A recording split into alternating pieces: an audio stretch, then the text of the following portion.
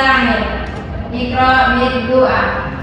Bismillahirrahmanirrahim. Rabbi zidni ilma warzuqni fahma. Amin. Baik, terima kasih Ananda. Semoga dengan doa tadi dilancarkanlah proses pembelajaran kita dari awal sampai akhir. Sekarang Ibu absen dulu ya. Yang namanya dipanggil tolong angkat tangan. Rahma Syifa, Hadir, Bu. Rosti, Hadir, Bu. Adinda. Hadir, Bu. Alhamdulillah hadir semua ya Ananda. Iya, Bu. Baik Ananda, sebelum kita masuk kepada materi kita pada hari ini, Ibu mau bertanya, siapa yang masih ingat apa materi kita pada minggu lalu? Sholat jenazah, Bu. Benar sekali, sholat jenazah. Itu ada berapa takbir? 4, Bu. Apa saja itu Ananda? Takbir yang pertama, Pertama membaca Al-Fatihah, yang kedua sholawat Nabi, yang ketiga doa untuk jenazah, yang keempat doa untuk keluarga yang ditinggalkan. Alhamdulillah Anda semua masih ingat ya pembelajaran kita pada minggu lalu. Baik Anda, sekarang kita masuk kepada pembelajaran kita pada hari ini, yaitu tentang hibah dan wakaf dalam Islam. Nah, Ibu mau bertanya dulu nih, apakah Ananda pernah mendapatkan hadiah dari teman atau diberi hadiah oleh teman? Pernah, Bu. Terus, apakah Ananda pernah melihat seseorang memberikan tangannya untuk pembangunan masjid ataupun sekolah? Pernah, Bu. Itulah yang disebut dengan hibah dan wakaf. Nah, kita akan bahas ya Ananda. Nah, sebelum itu tujuan kita mempelajari materi ini ialah setelah kita mempelajari materi ini nanti Ananda dapat memahami pengertian hibah dan wakaf, kemudian menjelaskan dasar hukum hibah dan wakaf, kemudian mengidentifikasi rukun dan syarat wakaf, dan menjelaskan hikmah hibah dan wakaf dalam kehidupan sehari-hari. Itulah tujuan pembelajaran kita pada hari ini. Sekarang masuk kepada pembahasan yang pertama, yaitu kita akan bahas terlebih dahulu pengertian dari hibah. Jadi hibah itu adalah pemberian harta tanpa imbalan dari satu pihak kepada pihak lain. Jadi seseorang ini memberikan hartanya kepada orang lain tanpa ia mengharapkan imbalan dari orang tersebut. Misalnya Rahma Syifa memberikan penanya kepada Rosti tanpa mengharapkan imbalan. Kemudian hibah ini dilakukan dengan ikhlas dan sukarela tanpa adanya paksaan. Nah, dan hibah ini sah apabila dilakukan oleh pemilik harta yang cara hukum. Artinya dia tahu hukumnya itu, hukum memberikan itu adalah satu hal yang baik dan akan mempererat hubungan silaturahmi mereka nanti. Contohnya yang Ibu sampaikan tadi itu memberi hadiah kepada teman atau keluarga tanpa mengharapkan balasan. Nah, itulah pengertian dari hibah. Selanjutnya, dasar hukum hibah itu diatur dalam Al-Quran dan hadis Nabi. Yang pertama, dalam Al-Quran itu diatur dalam Quran surah An-Nisa ayat 4. Siapa yang bisa bantu untuk membacakan ayatnya, Tanda? Saya, Bu. Silakan Adinda baca ayat A'udzu billahi minasy syaithanir rajim. Bismillahirrahmanirrahim. Wa atun nisaa sadaqatinna nihla fa in tibna lakum an syai'in min nafsin faqulu hani'an mariyah. silakan Rosi dibacakan artinya. Artinya adalah berikanlah hak kepada wanita yang kamu nikahi sebagai pemberian yang penuh kerelaan. Kemudian jika mereka menyerahkan kepada kamu sebagian dari mahar itu dengan senang hati, terimalah dan nikmatilah pemberian itu dengan senang hati. Nah, itu adalah dasar hukum ataupun ayat Al-Quran yang menjelaskan tentang hibah. Kemudian hadis Nabi itu yang menjelaskan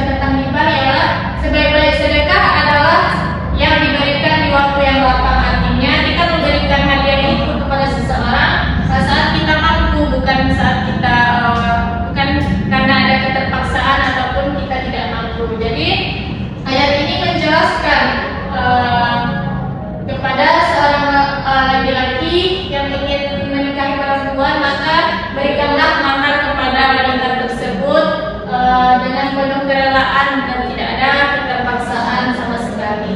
Lanjut ya Nanda. Nah, hukum hibah ini ialah sunnah ataupun sangat dianjurkan untuk mempererat hubungan sosial antar sesama muslim. Kemudian hikmahnya nanti dapat menumbuhkan sikap dermawan, mempererat ukhuwah dan juga mendatangkan pahala bagi pemberi hadiah tersebut ataupun pemberi hibah.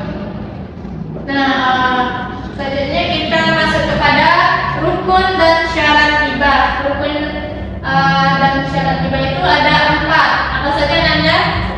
Yang pertama, muhib itu pemberi hadiah hibah. pemberi hibah. Kemudian yang kedua ada Al-muhab al-mahbub, itu barang yang dihibahkan. hibahkan. Dan nanti ada ijab qabulnya, yaitu pernyataan hibah secara jelas dan tidak ada paksaan. Nah, inilah rukun dan syarat hibah ya Anda. Selanjutnya kita masuk kepada contoh dan hikmah hibah. Sebagaimana tadi pengertiannya, hibah itu adalah pemberian yang tulus dan ikhlas. Nah, ini ada contoh hibah. Yang pertama itu contoh yang sah. Contoh yang sah itu adalah memberi hadiah kepada teman tanpa syarat apapun. Misalnya memberikan buku atau pakaian dengan ikhlas. Nah, ini contoh yang sah yang boleh dilakukan. Kemudian yang kedua itu contoh yang tidak sah, yaitu menghibahkan barang yang bukan milik sendiri atau hibah dengan paksaan dan syarat tertentu. Maka hibah ini tidak sah dan tidak boleh dilakukan. Nah, hikmahnya kita memberikan hibah itu ialah untuk mempererat hubungan sosial, menumbuhkan sikap dermawan dan mendatangkan pahala dari Allah Subhanahu wa taala. Nah, itulah contoh dari hikmah hibah. Dari materi hibah tadi, apakah ada yang ditanyakan Anda? Tidak, Bu. Jika tidak ada, kita lanjut, yaitu materi yang kedua tentang wakaf. Jadi wakaf itu adalah menghibahkan harta yang manfaatnya terus dirasakan tanpa mengurangi pokoknya. Jadi seseorang memberikan hartanya untuk kepentingan umum ataupun kemaslahatan umum. Jadi harta wakaf itu tidak boleh dijual, tidak boleh diwariskan ataupun tidak boleh dihibahkan. Nah, manfaatnya terus mengalir untuk kepentingan umum. Contohnya ialah tanah wakaf untuk masjid, sekolah, atau rumah sakit. Maka orang yang mewakafkan tanah tersebut, pahalanya akan terus mengalir walaupun orang yang mewakafkan itu sudah meninggal dunia. Lanjut, dasar hukumnya itu diatur dalam ayat Al-Quran, Quran Surah Al-Imran ayat 92 yang artinya, kamu tidak akan memperoleh kebajikan sebelum kamu menginfakkan sebagian harta yang kamu cintai. Kemudian hadis Nabi yang artinya, jika seseorang meninggal dunia maka terputuslah amalnya kecuali 3 perkara. Apa saja Nanda? Sedekah, jariyah, ilmu yang bermanfaat, dan doa seseorang. Maka ketika seseorang sudah meninggal, maka yang 3 ini tidak terputus pahalanya, maka ia akan terus mendapatkan amal jariyah. Nah, hikmah dari wakaf ini ialah sebagai amal jariyah dan juga menjadi investasi akhirat bagi orang yang berwakaf, dan manfaatnya juga abadi bagi umat Islam.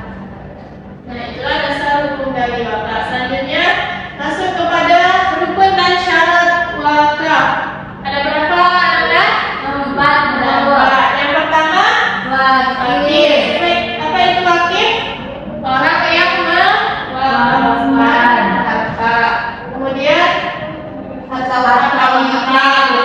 yang diwakafkan harus milik sendiri, jelas dan manfaatnya tetap ada. Kemudian yang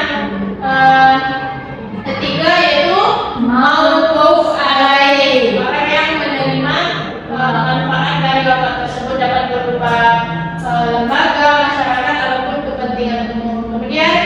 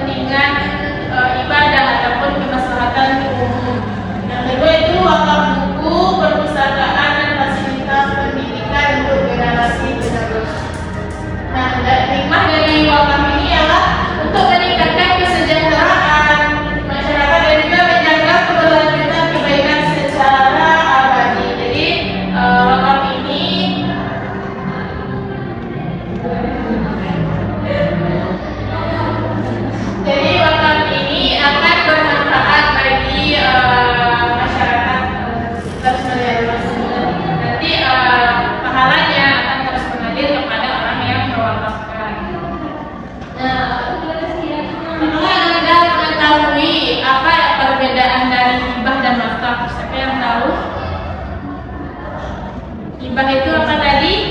Memberikan langsung kepada penerima. Kalau wakaf itu untuk manfaat berkelanjutan bagi masyarakat. Ya, benar sekali Anda. Jadi hibah itu tadi adalah pemberian cuma-cuma ataupun pemberian hadiah kepada seseorang tanpa mengharapkan imbalan. Sedangkan wakaf itu adalah pemberian yang manfaatnya itu terus-menerus mengalir kepada masyarakat umum. Dan dari segi tujuannya, hibah itu pemberian langsung kepada penerima wakaf untuk manfaat berkelanjutan bagi masyarakat. Kemudian dari segi kepemilikan, hibah kepemilikannya berpindah kepada penerima, sedangkan wakaf tetap milik wakif. Manfaatnya yang diserahkan kepada masyarakat itu ialah manfaatnya. Nah, dari segi pemanfaatan, hibah itu bebas digunakan kepada orang yang menerima hadiah. Kemudian wakaf itu khusus digunakan sesuai niat dan ikrar dari wakif. Yaitu wakif itu adalah orang yang menerima harta wakaf. Kemudian dari segi jangka waktunya, hibah itu sekali pemberian dan juga pahalanya terbatas. Jadi ketika seseorang memberikan hibah, maka pahalanya hanya ada pada saat itu saja. Sedangkan wakaf manfaat dan pahalanya terus mengalir selamanya sampai kita sudah meninggal. Ketika kita mewakafkan tanah untuk ibadah, maka pahalanya terus mengalir kepada kita. Nah, itulah perbedaan dari hibah dan wakaf. Selanjutnya, apakah Ananda ada yang mau ditanyakan? Tidak, Bu. Anda sudah paham ya tentang materi kita pada hari ini. Jika Anda sudah paham, itu akan memberikan tugas kepada Anda. Tugasnya dikerjakan secara mandiri saja ya. Jadi tugasnya di sini memberikan dua kasus. Yang pertama, contoh dari hibah, yaitu Siti memberi sepeda kepada adiknya saat adiknya ulang tahun. Nah, kasus yang kedua itu tentang wakaf. Pak Ahmad mewakafkan sebidang tanah untuk pembangunan sekolah. Jadi yang menjadi tugas Ananda di sini ialah ini ada perbedaan, apa perbedaan tujuan dan manfaat dari masing-masing kasus. Jadi Ananda menulis, mencatat di buku yang Ibu berikan, nanti dipresentasikan ke depan ya. Akan dicatat di sini Ananda apa perbedaan tujuan dan manfaat dari masing-masing kasus yang sudah Ibu bacakan tadi. Ibu berikan Ananda waktu 10 menit. Bisa Ananda? Bisa, Bu. Oke.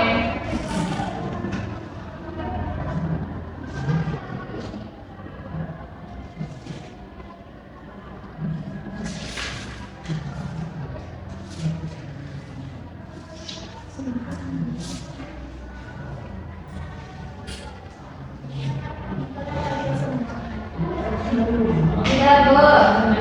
Sudah siap Ananda? Tidak, Bu. Silakan siapa yang mau tampil duluan?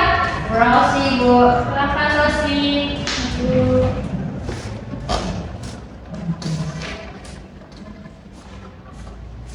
Bu, saya akan membacakan hasil dari analisis saya, yaitu yang pertama, pada kasus pertama, perbedaan tujuan dan manfaatnya yaitu Siti memberi sepeda kepada adiknya. Nah, tujuannya yaitu untuk memberikan kepemilikan suatu barang kepada orang lain secara langsung. Nah, manfaatnya itu biasanya dirasakan oleh penerima tertentu. Nah, pada kasus kedua yaitu wakaf, bertujuan untuk memberikan manfaat suatu harta untuk kepentingan umum atau ibadah secara berkelanjutan. Nah, manfaatnya yaitu dapat dirasakan oleh banyak orang dan berlangsung dalam jangka panjang. Nah, sekian Bu. Terima kasih Ananda, kita beri tepuk tangan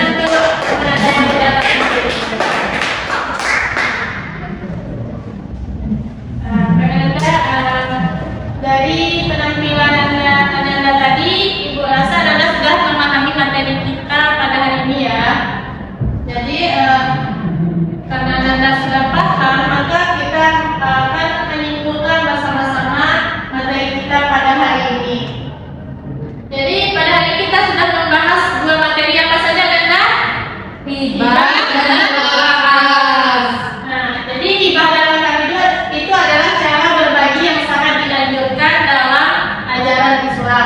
Kemudian masing-masing antara hibah dan wakaf itu memiliki aturan, rukun dan syarat yang harus dipenuhi.